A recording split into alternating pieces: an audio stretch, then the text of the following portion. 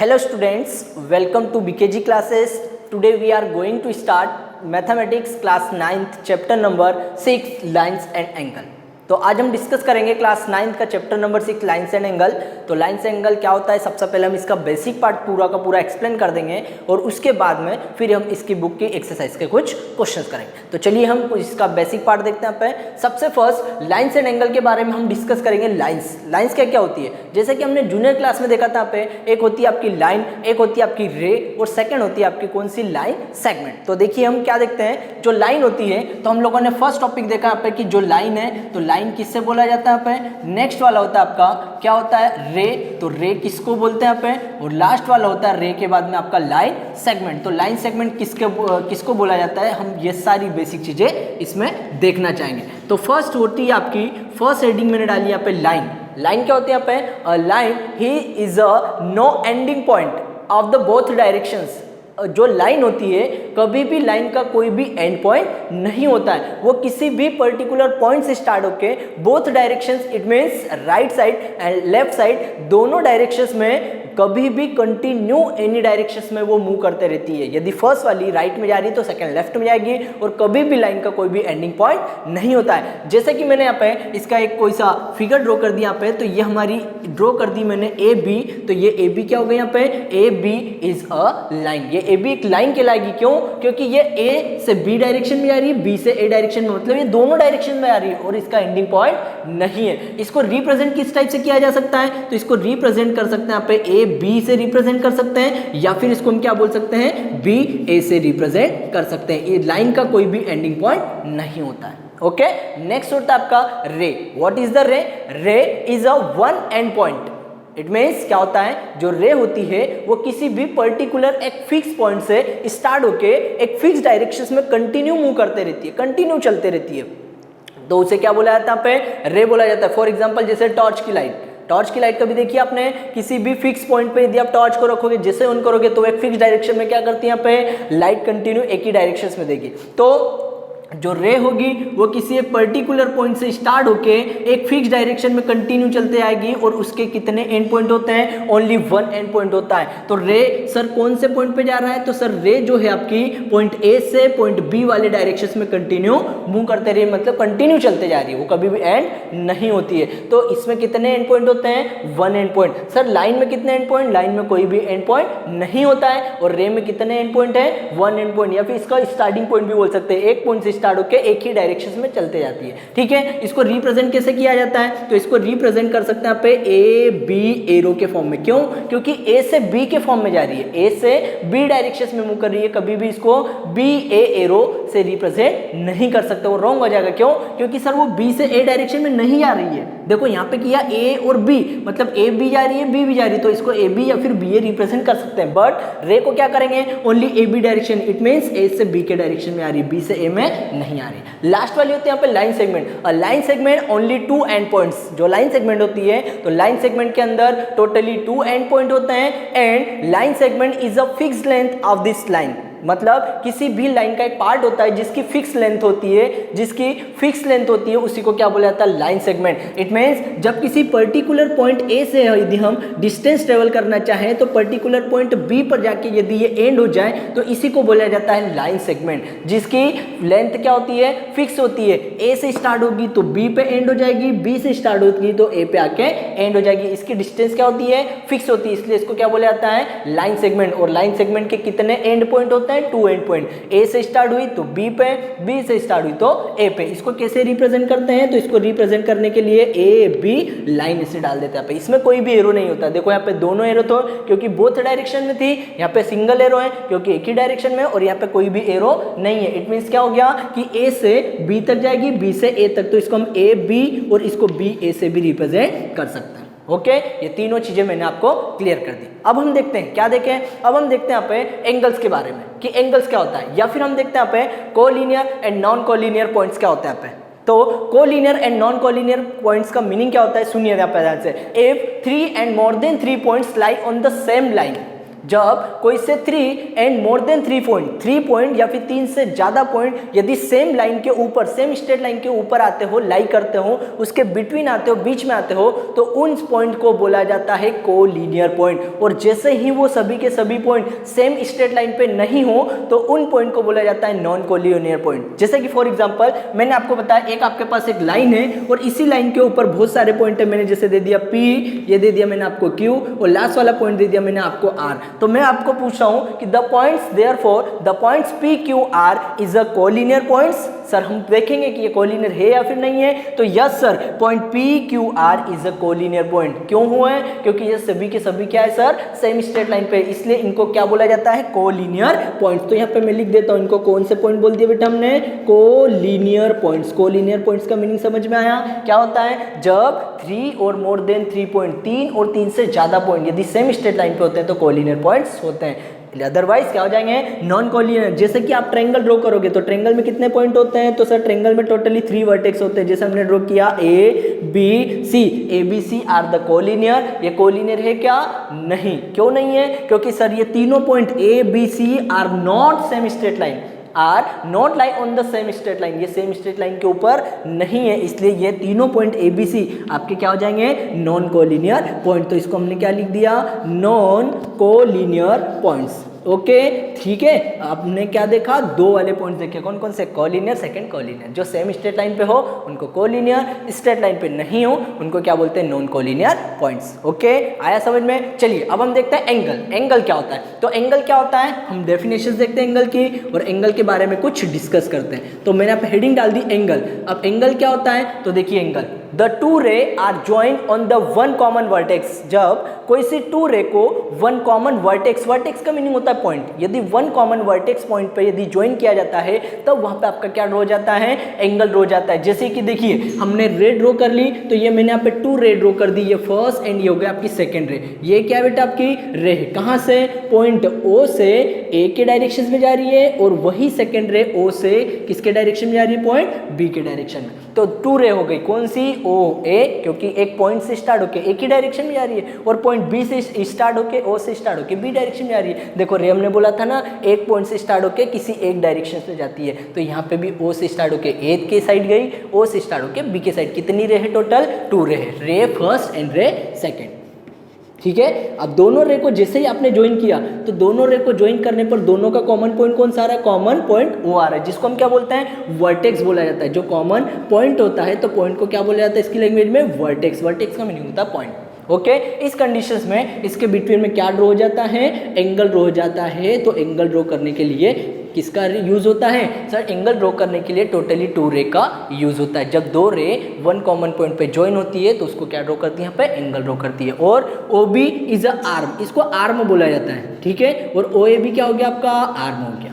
Okay ये जो sides होती है ना रे की, इसी को आर्म बोला जाता है। ठीक है, अब हम देखेंगे यहाँ पे कि what is the types of the which of the types of, हम क्या बोल सकते हैं कि एंगल के टाइप्स कितने यहाँ पे, तो टाइप्स ऑफ एंगल, एंगल के टाइप्स कितने टाइप के होते हैं, हम ये चीजें देखेंगे। तो एंगल के टाइप्स आप लोगों ने देखे यहाँ पे, देखिए मैं आपको बताता हूँ कि जब एंगल के टाइप्स यदि हम देखना चाहें तो एंगल के टाइप यदि मैं बताना चाहूँ तो देखो मैंने एक वर्टिकल लाइन बना दी, एक हॉरिजॉन्टल लाइन बना दी, ये वर्टिकल एंड हॉरिजॉन्टल लाइन हो। यदि हम देखना चाहें तो ये एंगल होता है, सबसे पहले स्टार्ट होता है 0 डिग्री से, फिर आता है आपका 90 डिग्री पे, फिर कितना आता है 180 डिग्री। जैसे आपकी प्रोटेक्टर में आपने लोगों ने देखा होगा, प्रोटेक्टर किसके फॉर्म में होता है, सेमी सर्कल के फॉर्म में, और सेमी सर्कल के फॉर्म में होता है तो उसका हाफ वाला पार्ट 180 का होता है और फिर हाफ पार्ट कितने होता है 180 डिग्री का। तो ये कितना हो गया 180, ये हो गया 270 और ये कितना होता है totally 360 degree. It means 1 revolutions, therefore complete the 1 revolutions is called the circle। जब 1 revolution complete किया जाता है तो सर्कल बनता है और circle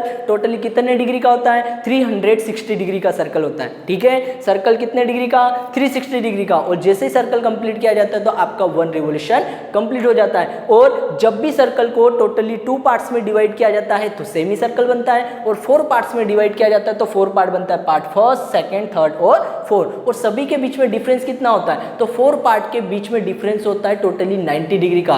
it means first part भी आपका 90 डिग्री हो जाएगा, सेकंड पार्ट भी 90 डिग्री, थर्ड पार्ट भी 90 डिग्री और लास्ट वाला पार्ट भी 90 डिग्री। अब हम बोलेंगे यहाँ पे कि the angle, what is the angle, the types of angle हम चेक कर रहे हैं यहाँ पे। तो फर्स्ट टाइप कौन सा, एक्यूट एंगल। तो हम लोगों ने देखा एक्यूट एंगल, फर्स्ट टाइप हम क्या देख रहे हैं यहाँ पे, एक्यूट एंगल। अब एक्यूट एंगल क्या होता है, तो देखो एक्यूट एंगल के बारे में हम डिस्कस करते हैं। एक्यूट एंगल क्या होता है, तो हमने फर्स्ट नेम लिख दिया एक्यूट एंगल। अब एक्यूट एंगल क्या होता है, acute angle is a between, या फिर हम बोल सकते हैं acute angle is lies on the first part, acute angle between more than of 0 degree but less than of 90 degree. जो एक्यूट एंगल होता है वो क्या होता है, 0 डिग्री से ग्रेटर होता है बट 90 डिग्री से लेस देन होता है। तो वो फर्स्ट पार्ट में जो उतने भी एंगल होते हैं वो आपके कौन से एंगल कहलाते हैं, एक्यूट एंगल। जो 90 से छोटे होते हैं और 0 डिग्री से मोर देन होते हैं उनको एक्यूट एंगल हो जाता है। सेकंड होता है आपका राइट एंगल। राइट एंगल का मीनिंग क्या होता है, राइट एंगल का मीनिंग होता है एग्जैक्ट 90 डिग्री। जब हम किसी एंगल को मेजर करें और वो एग्जैक्ट 90 डिग्री का होता है तो उस एंगल को बोला जाता है राइट एंगल।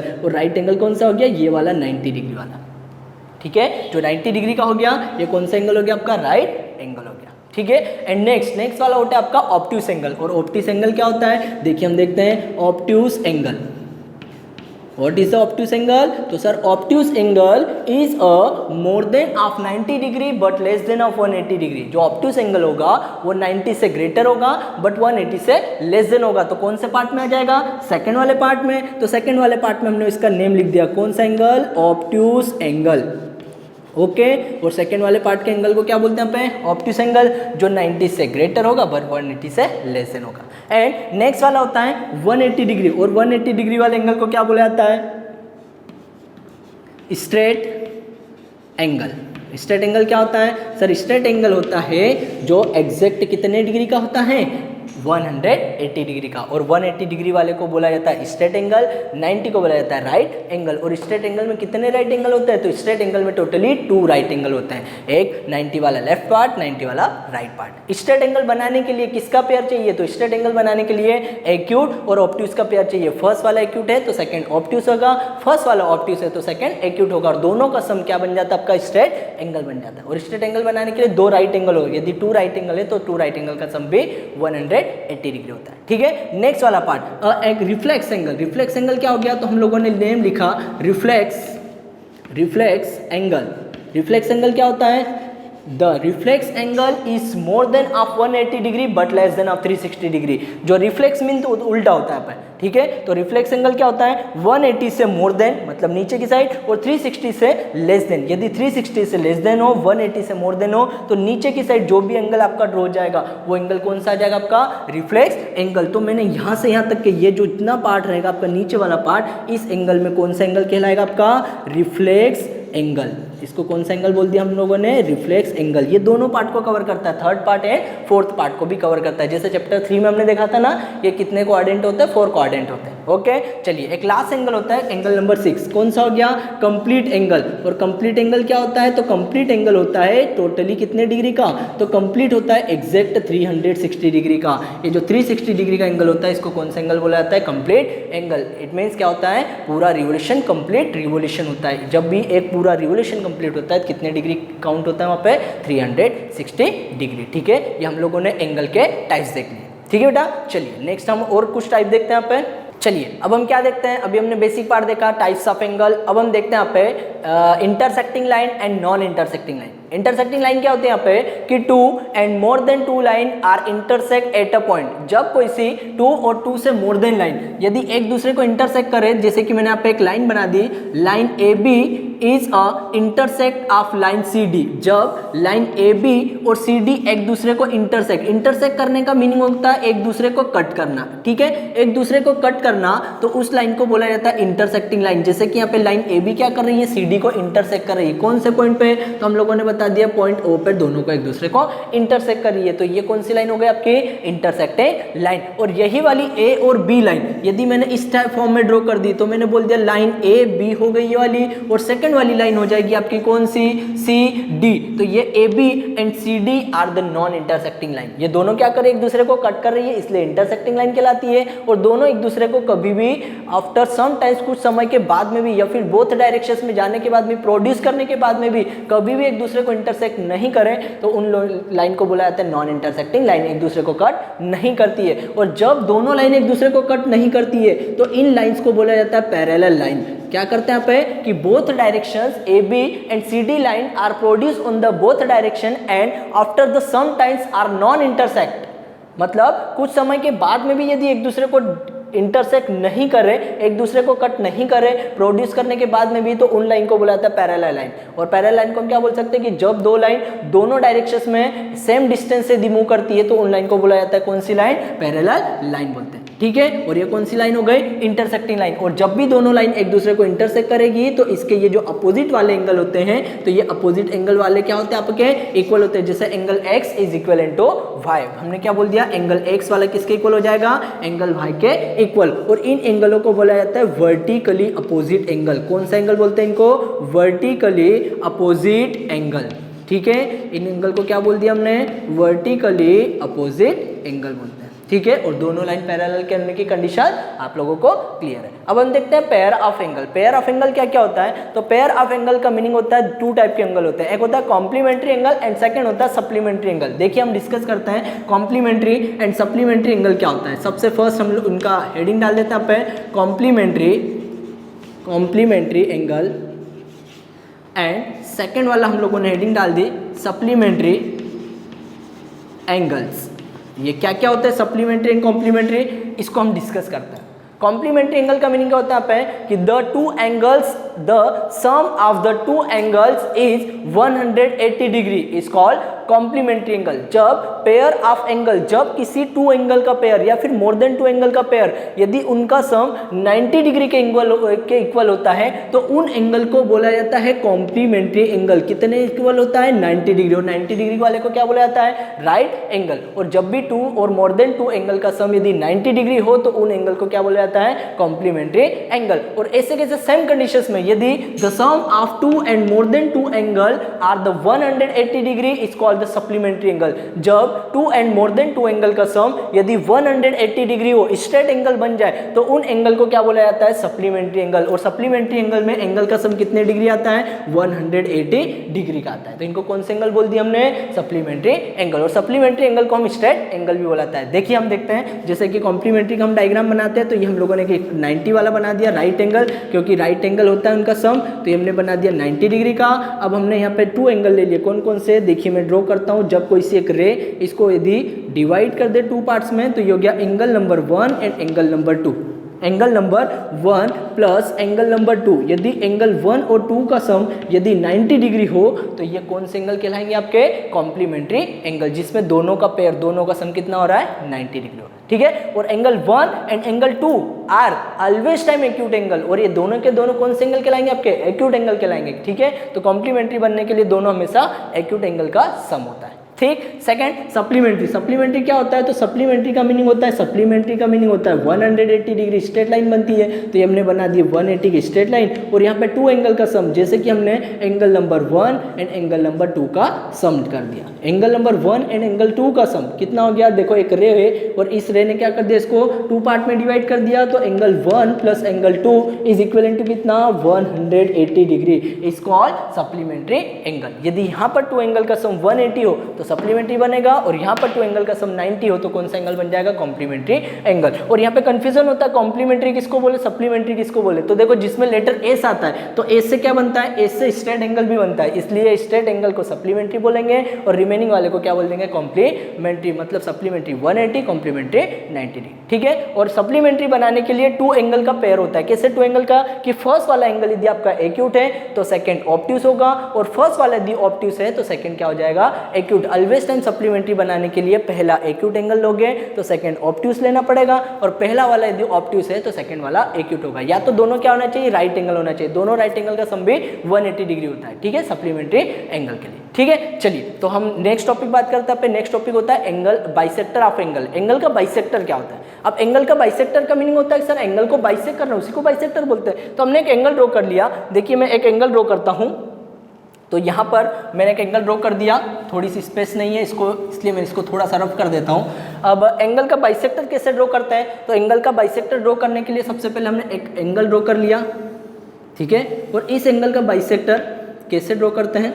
देखिए यहाँ पे ध्यान से, एक ये कोई सा भी पर्टिकुलर एंगल है, 90 डिग्री नहीं है, कोई सा भी पर्टिकुलर एंगल है। जब कोई सी रे इसको, इफ अ रे is divided of given angle any two equal parts, जब कोई सी रे किसी गिवन एंगल को 2 इक्वल पार्ट्स में डिवाइड कर दे तो उस लाइन को बोला जाता है, उस रे को बोला जाता है एंगल ऑफ बाइसेक्टर। इसने क्या कर दिया, इस कंप्लीट एंगल को 2 पार्ट्स में डिवाइड कर दिया, जैसे angle number 3 and angle number 4 यहाँ पे नेमिंग कर देते हैं, 3 एंड 4, एंड 3 एंड 4 क्या हो जाए, आपस में इक्वल हो जाए, तो ये क्या हो जाएगा, एंगल का बाइसेक्टर। जैसे कि हमने बताया एंगल AOB आपका एक कंप्लीट एंगल था AOB, ठीक है, ये पूरा एक कंप्लीट था, लेकिन रे क्या कर दिया सर, रे OC ने इसको 2 इक्वल पार्ट्स में डिवाइड कर दिया। ये रे सी इस एंगल के बीच में से निकल गई और बिटवीन में से जैसे ही निकली तो इसने क्या कर दिया, इस एंगल AOB को 2 पार्ट्स में डिवाइड कर दिया। एंगल AOB को 2 पार्ट्स में डिवाइड कर दिया। कौन कौन से पार्ट, एंगल 3 और एंगल 4। तो देखो एंगल 3 का नेम क्या हो जाएगा, एंगल AOC, तो एंगल AOC प्लस एंगल कौन सा, सेकंड का नेम हो जाएगा BOC, तो 4 का नेम क्या हो गया, एंगल BOC। और दोनों का सम यदि करोगे AOC और BOC तो दोनों का सम किसके इक्वल आ जाएगा, टोटल AOB के इक्वल। और जब कोई सी रे यदि किसी पर्टिकुलर एंगल को 2 इक्वल पार्ट्स में डिवाइड करती है तो वो क्या कहलाती है, एंगल ऑफ बाइसेक्टर। तो यहाँ पे क्या हो गया, 3 और 4 आपस में इक्वल हो गया। इसका यदि नेम बताना चाहे तो इसका नेम क्या हो जाएगा, angle AOC is equal to कितना, एंगल BOC। ये दोनों एंगल आपस में आपके इक्वल है। और इन्हीं को यदि आप लिखना चाहो तो इन्हीं को आप लिख सकते हो angle AOC equal to angle BOC। और ये दोनों के दोनों किसके हाफ होंगे, तो सर ये वाला एंगल और ये वाला एंगल दोनों क्या हो जाएंगे, पूरे कंप्लीट एंगल का हाफ हो जाएगा, 1/2 एंगल AOB। ये दोनों एंगल क्या होंगे, कंप्लीट एंगल के हाफ एंगल, मतलब AOC भी AOB का हाफ होगा, BOC भी एंगल AOB का हाफ कहलाएगा, ठीक है। चलिए हम नेक्स्ट और कुछ टॉपिक देखते हैं, इसके बाद में फिर हम कुछ NCERT के क्वेश्चंस करेंगे। नेक्स्ट क्या है, चलिए अब हम देखते हैं parallel lines and non parallel line. आप लोगों को मैंने डिस्कस करवाया पैरेलल लाइन क्या होती है यहाँ पे, कि जब 2 लाइन सेम डिस्टेंस से सेम डायरेक्शन से मूव करती है, ये भी कभी भी एक दूसरे को इंटरसेक्ट नहीं करती है। जैसे कि मैंने यहाँ पे ड्रॉ किया, line A is a parallel to the line B। ये लाइन A एंड B क्या है, दोनों की दोनों पैरेलल लाइन से। क्यों है, क्योंकि दोनों सेम डिस्टेंस से सेम डायरेक्शंस में जा रही है, और ये जब भी प्रोड्यूस करना चाहे बोथ साइड तो ये कभी भी एक दूसरे को इंटरसेक्ट नहीं करती है। तो हमने क्या बोल दिया, line A and line B is a parallel line. अब हमने बोला पे एंड अदर लाइन C, क्या बोला हमने, and other line C are the intersect of this parallel line. यदि कोई सी एक दूसरी लाइन, कौन सी, एक लाइन C वाली, यदि इन दोनों parallel line A and B को यदि इंटरसेक्ट कर दे, यदि ट्रांसफर हो जाए तो उस लाइन को क्या बोला जाता है, तो हमने बोल दिया पे कि एक अदर कोई सी लाइन ले ली हम लोगों ने C, और ये लाइन C क्या कर रही है, दोनों parallel line A and B को क्या कर रही है, इंटरसेक्ट कर रही है। इट मीन्स ये ट्रांसफर होके जा रही है यहाँ पे, तो ये इस लाइन ट्रांसफर लाइन को बोला जाता है ट्रांसवर्सल। क्या बोलते हैं, इस ट्रांसवर्सल क्या बोला जाता है, इस ट्रांसफर लाइन जो इन दोनों को पैरेलल लाइन को इंटरसेक्ट करती है और ये ट्रांसफर होती है, तो इस लाइन को क्या बोला जाता है, ट्रांसवर्सल लाइन। अब जैसे ही ट्रांसवर्सल लाइन ड्रॉ होती है तो यहाँ पर टोटली 4 एंगल ड्रॉ होते हैं, जैसे कि यहाँ पर भी 4 एंगल ड्रॉ गए और यहाँ पर भी कितने एंगल ड्रॉ गए, 4 एंगल। तो इन एंगल के बिटवीन में जितना भी रिलेशन होता है, तो हम अब ये देखेंगे कि ये जैसे कि मैंने ड्रॉ कर दिए एंगल नंबर 1 2 3 4 5 6 7 और 8, ठीक है। तो the relations between their angle, इन सभी एंगल के बीच में हम रिलेशंस देखेंगे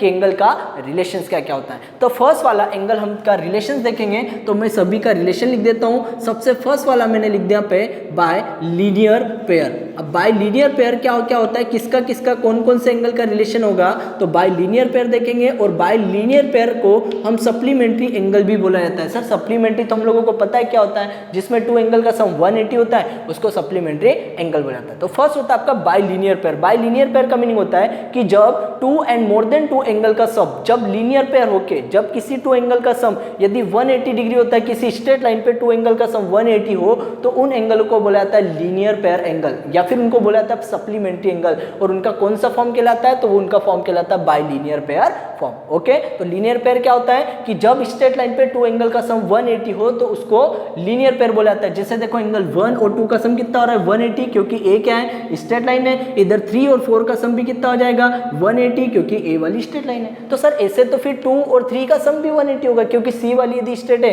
तो 2 और 3 का सम भी कितना हो रहा है 180 डिग्री। तो सर 180 डिग्री, तो इसको कौन सा फॉर्म बोलते हैं बाइलिनियर पेयर फॉर्म। तो मैं कुछ एंगल का रिलेशन लिख रहा हूं, जैसे कि मैंने लिख दिया एंगल 1 एंड एंगल नंबर 2। ये एंगल 1 एंड 2 का सम कितना हो रहा है 180 डिग्री हो रहा है। और फिर मैंने लिख दिया पे comma angle 3 and angle number 4। इन दोनों एंगल का रिलेशन लिखा, नीचे वाले एंगल नहीं लिखे। कुछ एंगल मैं लिखना चाहता हूं तो ऊपर से मैंने कुछ एंगल का रिलेशन लिख दिया। सेकंड होता है वर्टिकली अपोजिट एंगल। अब सेकंड वाला वर्टिकली अपोजिट एंगल क्या होता है, तो सबसे फर्स्ट हम उसकी हेडिंग डाल देंगे वर्टिकली अपोजिट एंगल।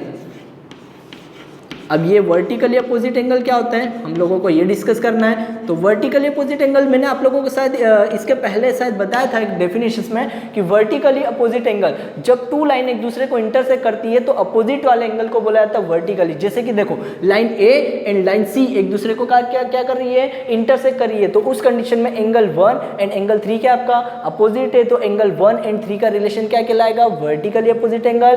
और वैसे के वैसे एंगल 2 और 4 का रिलेशन भी क्या कहलाएगा आपका वर्टिकली अपोजिट एंगल। तो यहाँ हम लोगों ने लिख दिया एंगल 1 एंड एंगल 3। सेकेंड वाला क्या लिख दें एंगल 2 एंड एंगल 4। एंगल 2 और 4 का सम भी 180 degree sorry vertically opposite angle के फॉर्म में शो कर रहा है। ठीक, नेक्स्ट वाला क्या हो गया, तो नेक्स्ट वाली हेडिंग डालते हैं। तो नेक्स्ट वाली हेडिंग हम लोगों ने डाल दी कौन सी करस्पॉन्डिंग एंगल। अब ये करस्पॉन्डिंग एंगल क्या क्या होते हैं, तो करस्पॉन्डिंग एंगल का अब हम देखते हैं कौन कौन से एंगल आते हैं। तो करस्पॉन्डिंग एंगल कौन कौन से हो गए, जब टू एंगल की पोजीशन सेम होती है। जैसे angle 1 and angle 5 is a corresponding angle. Sir ऐसा क्यों बोला आपने, क्योंकि 1 एंड 5 की पोजीशन सेम है। देखो एंगल नंबर 1 क्या है पैरेलल लाइन के ऊपर है, एंगल नंबर 5 भी क्या है पैरेलल लाइन के ऊपर है। ठीक है, एंगल नंबर 1 क्या है पैरेलल लाइन के राइट साइड पे है, और एंगल नंबर 5 भी क्या है पैरेलल लाइन के राइट साइड पे। तो एंगल 1 एंड एंगल 5 की पोजीशन यदि सेम होती है, जिस एंगल की पोजीशन सेम होती है तो उनका रिलेशन कौन सा रिलेशन कहलाता है यहाँ पे करस्पॉन्डिंग एंगल। तो जैसे कि मैंने यहाँ पे रिलेशन बताया एंगल 1 एंड एंगल 5 का, तो यदि आप लोग मेरे को बता सकते हो क्या एंगल 1 एंड 5 का रिलेशन बताया, तो सर एंगल 4 का करस्पॉन्डिंग कौन कहलाएगा। तो एंगल 4 का करस्पॉन्डिंग यदि मैं आपको बताना चाहूँ तो देखो 4 क्या है पैरेलल लाइन के राइट पे है लेकिन पैरेलल लाइन के नीचे। तो देखो करस्पॉन्डिंग 4 का क्या हो जाएगा, 4 का करस्पॉन्डिंग कौन सा हो जाएगा 8 वाला, क्योंकि ये भी राइट पे और पैरेलल के नीचे। तो कौन कौन सा आ गया 1 एंड 5। सेकंड कौन सा हो जाएगा एंगल 4 एंड एंगल 8। ये कौन से एंगल होते हैं करस्पॉन्डिंग एंगल। और करस्पॉन्डिंग एंगल आपके आपस में इक्वल होते हैं, वर्टिकली अपोजिट एंगल आपके इक्वल होते हैं, और लीनियर पेयर का सम कितना होता है 180 डिग्री। नेक्स्ट वाला एंगल मैं आप लोगों को बताना चाहूंगा कौन सा अल्टरनेट इंटीरियर एंगल। कौन सा अल्टरनेट इंटीरियर एंगल।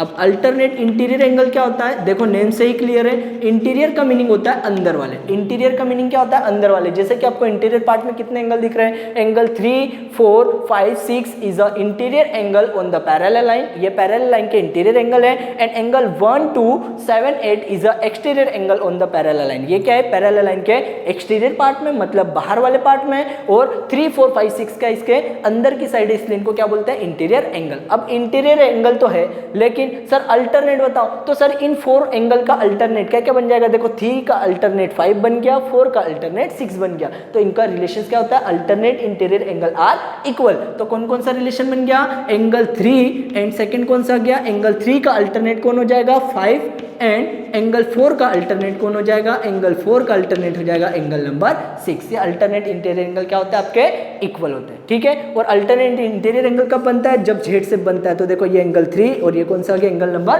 5 हो गया। जेड से बनता है तब अल्टरनेट इंटीरियर एंगल रिप्रेजेंट होता है। ओके, चलिए अल्टरनेट एक्सटीरियर कौन कौन सा हो गया, तो हम लोगों ने हेडिंग डाल दी कौन कौन से एंगल की अल्टरनेट एक्सटीरियर एंगल।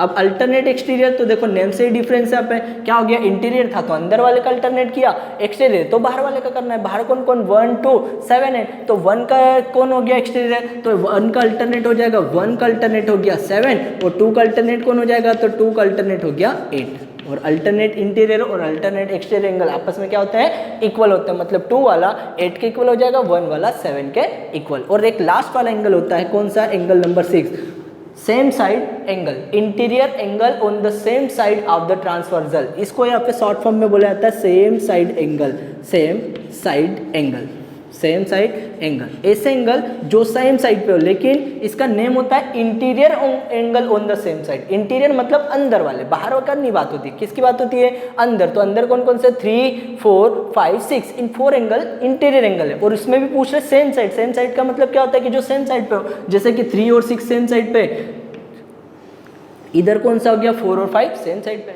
तो सेम साइड एंगल का सम, सेम साइड एंगल का सम कितना होता है, 180 डिग्री होता हो।